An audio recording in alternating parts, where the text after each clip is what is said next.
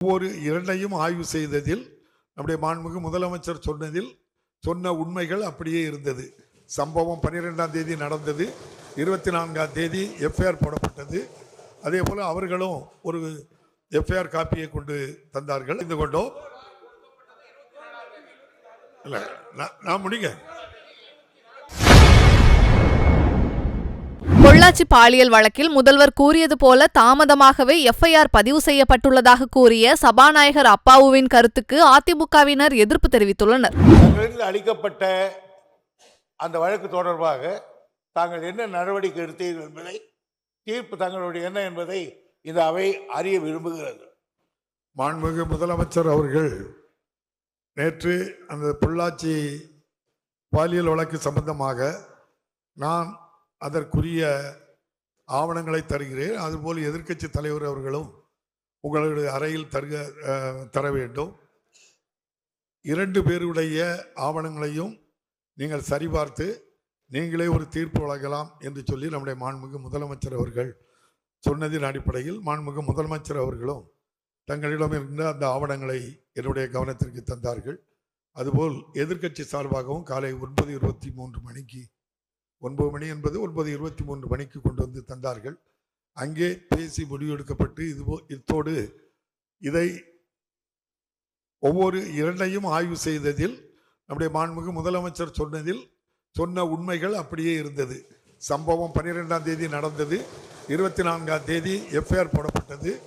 அதே போல அவர்களும் ஒரு எஃப்ஐஆர் காப்பியை கொண்டு தந்தார்கள். அதையும் சரிபார்த்ததில் 12ஆம் தேதி சம்பவம் நடந்தது.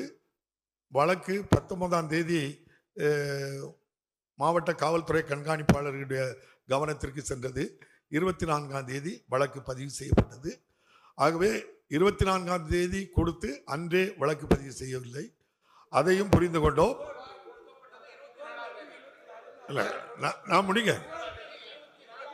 புகார் நம்முடைய குற்றம் பாதிக்கப்பட்ட பெண்ணினுடைய சகோதரர் 19ஆம் தேதி 12ஆம் தேதி அக்கரன்ஸ் நடக்கு, 16ஆம் தேதி வரைக்கும் என்ன நடந்ததுன்னு யாருக்கும் தெரியாது. 16ஆம் தேதி பாதிக்கப்பட்ட பெண்ணினுடைய தாயார் செயின் எங்கன்னு கேட்கும்போது அதிலிருந்து ஸ்டார்ட் ஆகுது. முடிவு அப்போது அவர்கள் சம்பவத்தை சொல்கின்றார்கள் 16ஆம் தேதி. அன்று இரவே அந்த பாதிக்கப்பட்ட பெண்ணின் சகோதரர் அந்த குற்றம் இழைத்தவர்களை மீது நடவடிக்கை எடுத்து நான் முடிச்சிருந்தேன் இல்ல ஆதாரம் கொடுத்திருக்கீங்கன்னா 19ஆம் தேதி பாதிக்கப்பட்ட பெண்ணினுடைய சகோதரர் காவல்துறை கண்காணிப்பாளரிடம் மனு கொடுக்கிறார், புகார் மனு கொடுக்கின்றார். அந்த புகார் மனுவை டிஎஸ்பியை போய் பாருங்கன்னு சொல்றாங்க. அவர் 19ஆம் தேதியிலிருந்து டிஎஸ்பியை போய் 22ஆம் தேதி தான் பார்க்க முடியுது.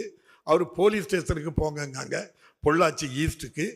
அதுக்கப்புறம் தான் 24ஆம் தேதி அந்த பெண்ணிடம், பாதிக்கப்பட்ட பெண்ணிடம் ஒரு கையெழுத்தை வாங்கி ஒரு எஃப்ஐஆர் பதிவு பண்ணியிருக்கு. அதான் உண்மையை தவிர அதில் வேற எந்த இதுவும் இல்லை. ஆகவே நீங்கள் என்னுடைய அறையில் வந்து இதை இத்தோடு முடிச்சுக்கிடுங்கன்னு சொன்னனால அதையே தீர்ப்பாக வழங்குகிறேன். அதோடு நம்ம முடித்துக் கொள்ளலாம். நடந்த உண்மை இவ்வளவுதான். அரசினர் தீர்மானம் மாண்புமிகு பேரவை முன்னவர் அவர்கள் எல்லா விளக்கத்தையும் சொன்னா நல்லா இருக்கு. ஒருதலை பட்சம் இல்ல. பேரவை விதி 21 கீழ் பேரவை மீண்டும் கூடுநாள் குறிப்பிடப்படாமல் ஒத்திவைக்கப்பட வேண்டும் என்ற தீர்மானத்தை முன்மொழிகிறேன். மாண்புமிகு பேரவை முன்னர் அவர்களின் தீர்மானம் பேரவையின் முடிவுக்கு விடப்படுகிறது. ஏற்போர் ஆம் என்க, மறுப்போர் இல்லை என்க. மறுப்போரே இல்லை என்று கருதுகிறேன். மறுப்போரே இல்லை. தீர்மானம் ஒருமனதாக நிறைவேறியது. பேரவை மீண்டும் கூடும் நாள் குறிப்பிடப்படாமல் ஒத்திவைக்கப்படுகிறது. வணக்கம். செய்திகளை உள்ளது உள்ளபடி தெரிந்து கொள்ள ரெஃப்ளெக்ட் நியூஸை சப்ஸ்கிரைப் பண்ணுங்க.